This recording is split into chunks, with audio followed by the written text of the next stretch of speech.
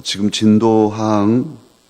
진도의 팽목항 방파제에는 운동화 한 켤레가 놓여 있답니다.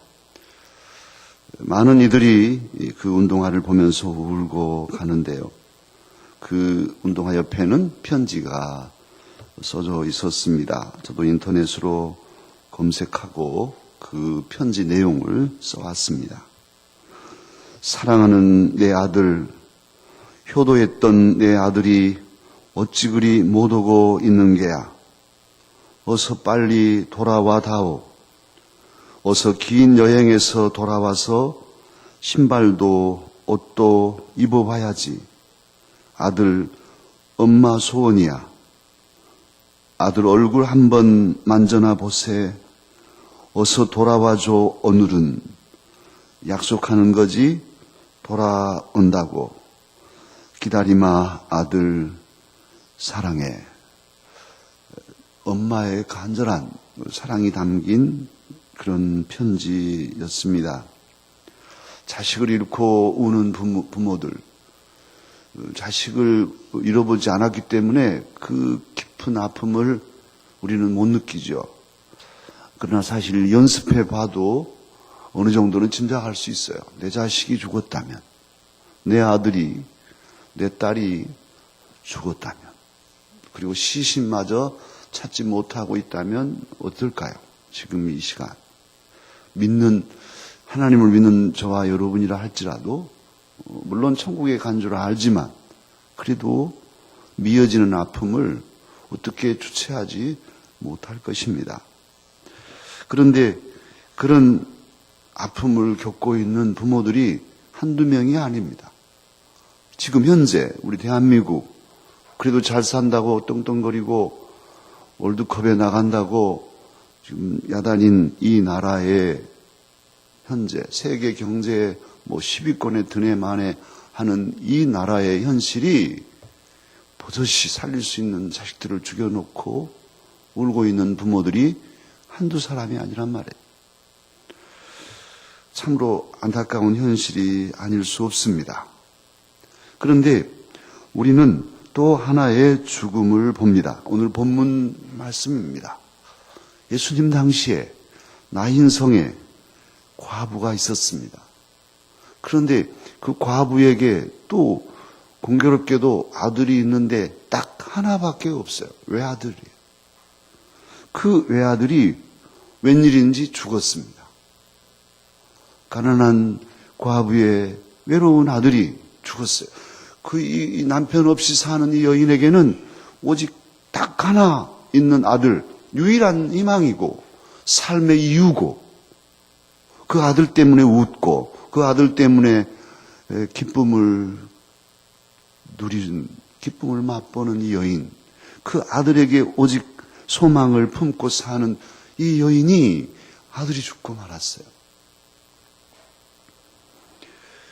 얼마나 마음이 아팠겠습니까?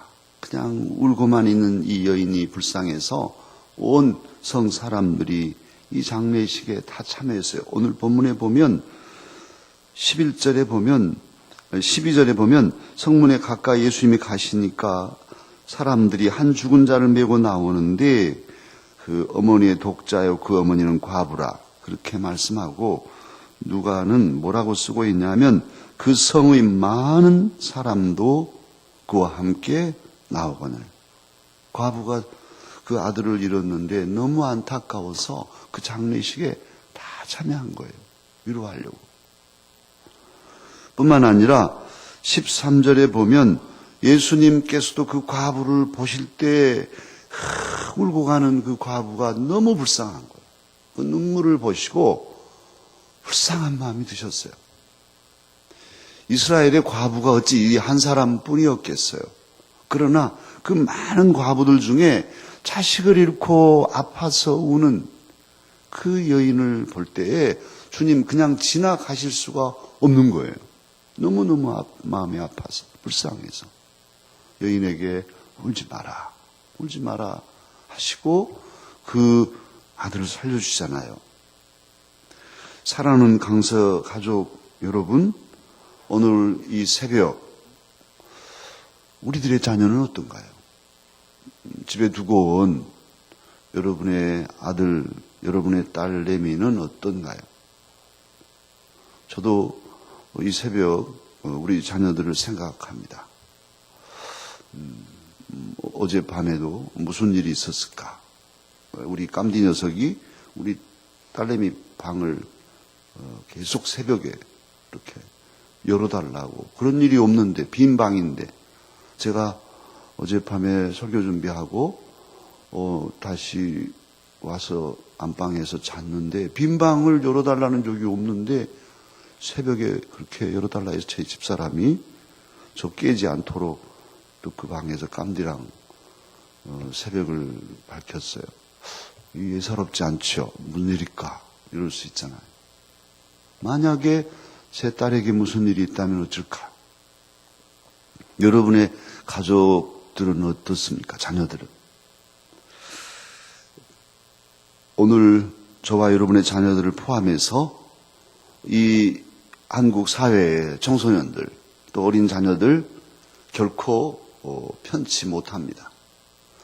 이번에 세월의 사건은 하나의 예에 불과합니다. 나머지 모든 자녀들은 잠재적인 피해자예요. 사실 정신적으로는 많은 피해를 이미 당하고 있고 똑같은 사건이 또 다른 양상으로 얼마든지 벌어질 수 있는 그런 불안함 속에 우리는 처해 있습니다. 우리 자녀들을 노출시켜 놓고 있는 거예요. 항상 불안한, 언제 무슨 일이 날지. 자녀를 기르면서 그렇게 불안한 마음을 갖지 않을 수 없잖아요. 그런 상황이에요. 이 자녀들은 우리에게 유일한 정말 다음을 바라보는 희망이잖아요. 다음 세대들이에요.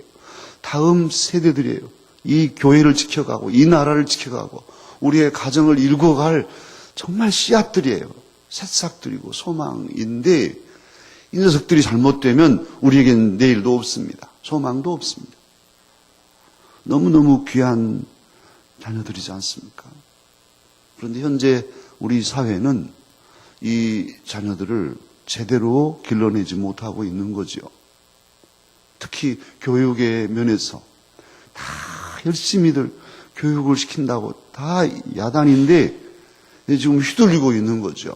정책에 휘둘려서 눈치 보면서 정부가 어떤 정책을 내놓느냐에 따라서 부모들을 확 휩쓸리고 이 정책을 우리가 부모들이 뒤틀어가지고 바로 잡지 못하고 막 쏠려가는 거예요. 그 정책의 하나가 졸세우기잖아요.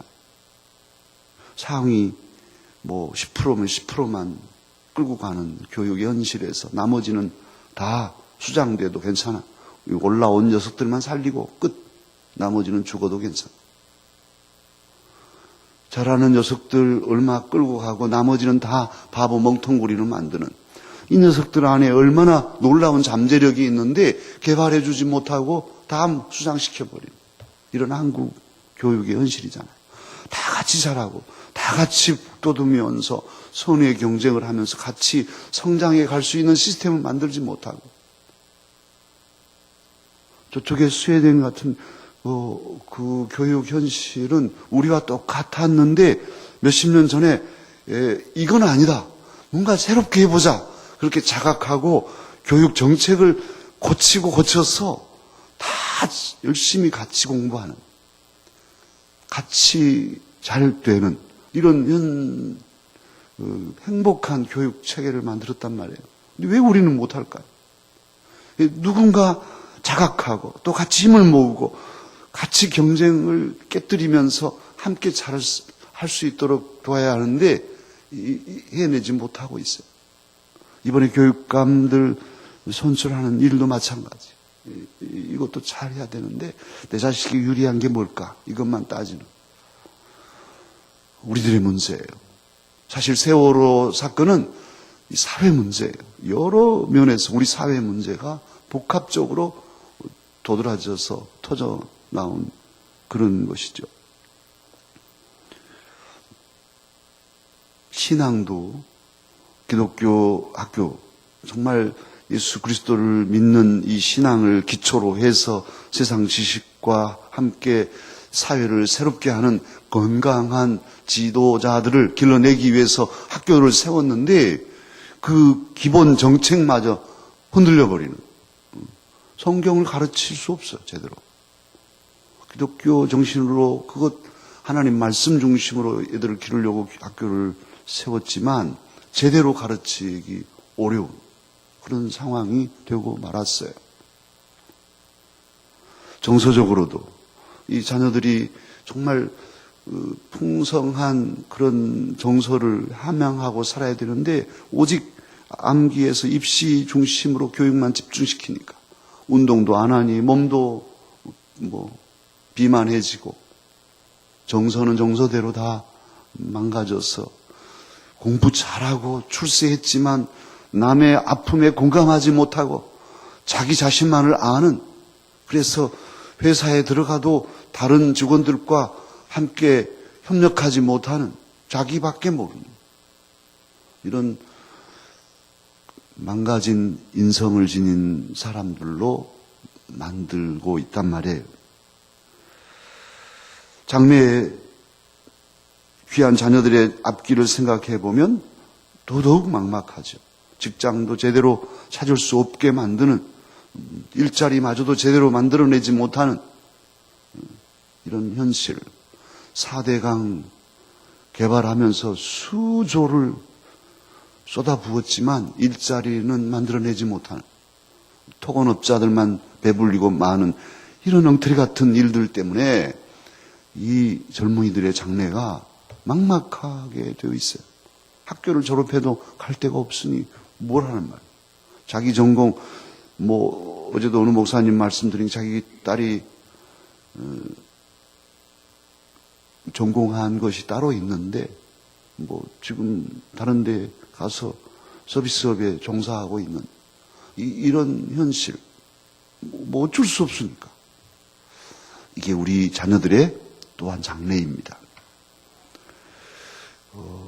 어떻게 보면 세월호에 빠져서 목숨을 잃은 그 안타까운 우리 자녀들뿐 아니라 지금 밖에 살아있지만 이 녀석들 역시도 같은 어떤 아픔을 겪을 수밖에 없는 현실이란 말씀입니다. 사랑하는 강서가족 여러분, 오늘 이 아침에는 다음 세대를 생각하면서 우리가 울어야 하겠어요.